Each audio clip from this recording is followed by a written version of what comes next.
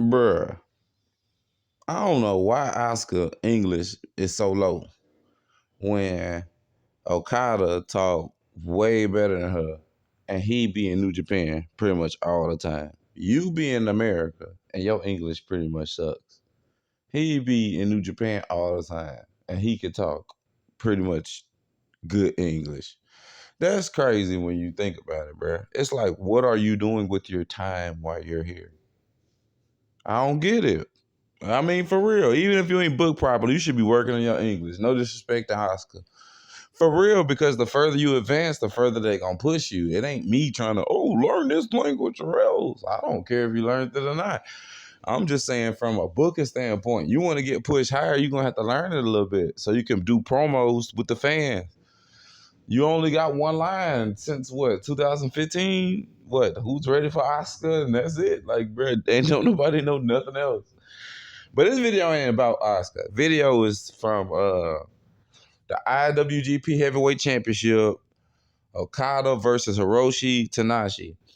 Hiroshi Tanahashi my boy too, which is crazy. He got the look of a top tier New Japan wrestler who's trying to cross over into America. But, but, but, but, but, but, but, but, but, but, but, but, bro, why he remind me of Tajiri from Kaientai almost?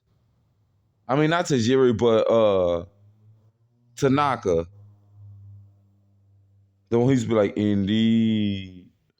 Yeah, and it scares me when I think about it because the minute if he come to America, they gonna try to make him a jobber. Then I already heard AEW slip making him a jobber. I'm gonna have to go watch some videos, make sure they ain't pimping my boy out. Kenny Omega, you don't be looking out for them. They throwing titles and stuff on you every time you come to Japan. I mean, you did right by Rio, but what about the boys, the men? When they come down here in America, you supposed to make sure they took care of too. Not some jobbers or whatnot, because when you come back up there to them, they treat you good. Treat theirs, they people right too. Make sure they straight too. Man, I saw this match. And if AEW saw the match, I just saw from Battle of the Valley, that championship match, bro. Okada felt like he barely even broke a sweat on Lil Bro. For real, bro. I felt like dude dominated him like the whole match, bro. I don't care about when they got out the ring. I don't care about the diving off the tops. I don't care about the here and there European uppercuts. I don't care about the few hit shots to the knee. I felt like Okada damaged his own knee by doing that quick, like reverse valley driver slam, like reverse death driver, whatever you want to call it. When he picked him up and then he slammed him behind on the back of his leg, he did more damage to his leg doing a move on you than you did to him the whole match. Like, bro, I don't care what nobody say. It was an extended squash match. Like, it was like a 10, 15-minute squash match. But at least they let they face wrestlers lose clean. That's one that's pretty good. The heels can lose clean too, but they can learn from that. They can the other wrestling companies can learn from that. Cause I'm sure they gonna build them back up. It's okay to lose clean. But a lot of these matches got all of them run in, rinky dinky finishes and stuff. So ain't nobody really knowing who's the better bouter out the outcome because it's so much circumstances with it. Like like in New Japan, when Okada finished that match with Tanahashi, and I heard that music go off, that was Sasha Banks who came down to the ring. Bro, I straight got AEW PTSD because as soon as I heard a different music than his go off, I was like, bro, I know y'all not finna send somebody to attack this man. For real, bro. AEW done. WWE don't even do this all the time. It's like every time I ever watch AEW, they always attacking somebody, bro. They always attacking somebody. Like at the end, like right when they should be like leaving or closing off each match or something, here come like 50 niggas out of nowhere to attack them. Bro, that's not wrestling, bro. It's like somebody telling you a story with a run-on sentence. Bro, that's like, it's not wrestling, bro. Like it just keeps continuing on and on. It's not wrestling, bro. It's not. Yeah, man. AEW, y'all got a lot of work to do. I'm so glad I don't be on other wrestling channels no more. For real, I feel like pretty much majority of all the black YouTube creators, they They kind of soft. Yes. Besides Millennial Smart, probably. And maybe a few others, maybe. They're kind of soft. Emotionally tired. Like basically the bigger their channel are, the softer they are. The more emotional they are, the more hurt they are, the more in their feelings they are. They even sound like little kids, majority of them. So it's like, you feel me? Sound like a child, it is a child. But that's here nor there. But the match, all right, look, I'm trying to keep y'all focused. Okay. The match. I mean, what is it really to say about the match? I keep telling you, bro, pretty much look like a jobber, bro. He gave him little spots or whatever with some aggression, so to make it seem like it was some legitimacy. But bro, Okada owned that match, bro. Like the whole match, bro. Like, I don't even really want to go too far on Okada's moves because it's like, bro, to me it was a one-sided match. I'm not saying it was good or bad or it made Tanahashi look weak or nothing like that. I ain't saying that, but that's basically what it was. The match was one-sided. I was rooting for Tanahashi, and I never once thought that he could win the match. The entire match. I never thought he could win the match at all. Period. What does that tell you? And it ain't because of how Okada booked. I don't know how he's really booked. I know he's one of the top guys. Well, the top guy there. Probably the top guy in the world, technically. But I still don't know. I don't watch it enough. I'm just not getting into New Japan more consistent. I don't watch enough, so I wouldn't be able to tell you how he's regularly booked like that. Like, is he John Cena? Does he lose sometimes? Because during the match, they was talking about him and Tanahashi faced each other 36 times, I think.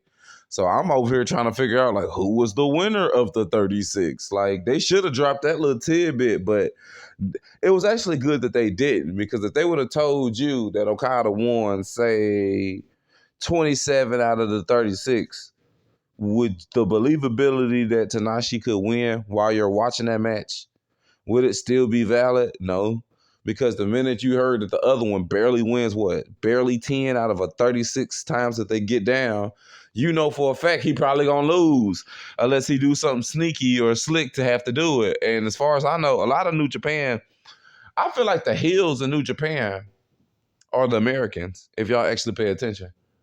They wrestlers are more honorable. You got a few jokesters and tricksters who get down with the Bullet Club or whatnot, but their wrestlers are more traditional, honorable type of wrestlers, which is kind of good too.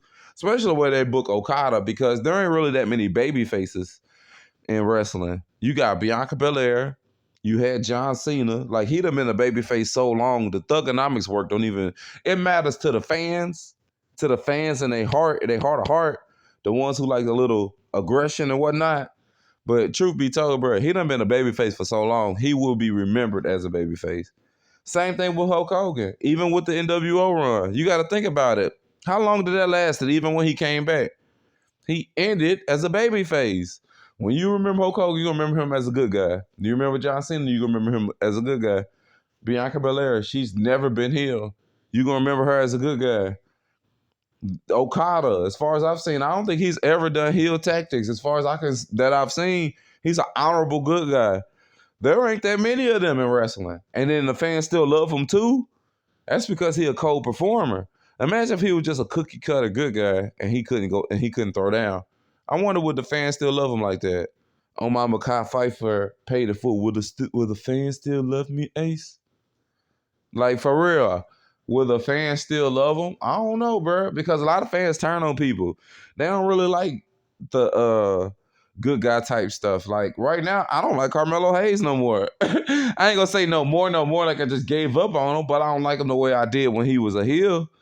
I don't know, bro. They make him too cheapy-ish. Like, it's like the manliness, the testosterone goes, the higher they go up the card. That's why I was fearing when he won that NXT title, because as soon as he won it, the swagger, the A-champ, bro felt like he was NXT champion, even with the North American title. And now he got the NXT title. It seems like he's the number two no matter who enters the program.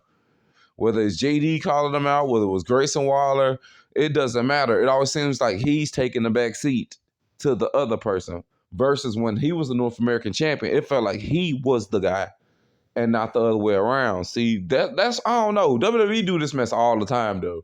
The minute you sit up there and get that push you've been waiting for, your wrestler been waiting on, they'll flip you to a character, well, to a good guy, or say if you're a bad guy and the fans like you as a bad guy, they'll flip you and now you're somebody else that we don't even know.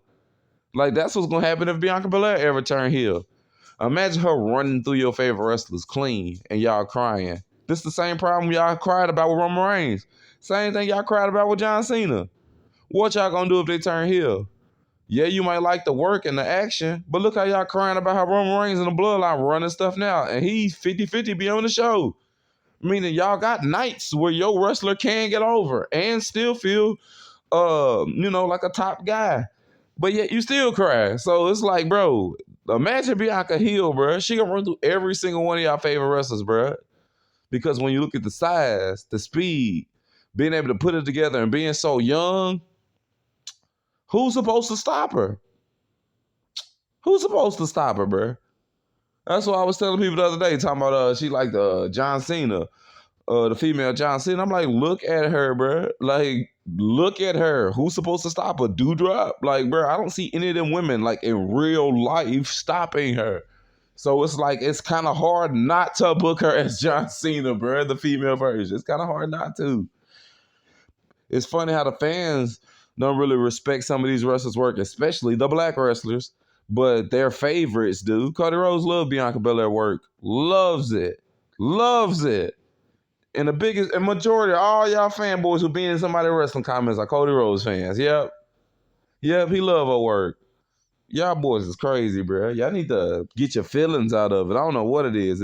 Did some black chick curve you back in the day? What, did a black wrestler you asked for autograph and he was like, get the hell out of my face? Y'all niggas, y'all watch wrestling on a personal tip, bro. It ain't for real. Nigga told me Sasha Banks sucked. I was like, and the sky is yellow. For real, bro. Nigga, that's one of the greatest, if not the greatest female wrestler to ever do it, bro. I got her. I got Victoria. I got Becky Lynch before the man gimmick in my tops. I ain't saying Becky Lynch top 5. I don't know where I will rank Becky, but she ain't no screw up, and she's in my tops. Shoot, Ivory and RTC was getting down. I ain't saying she one of my tops neither, but she was getting down. China, you got a lot of great wrestlers.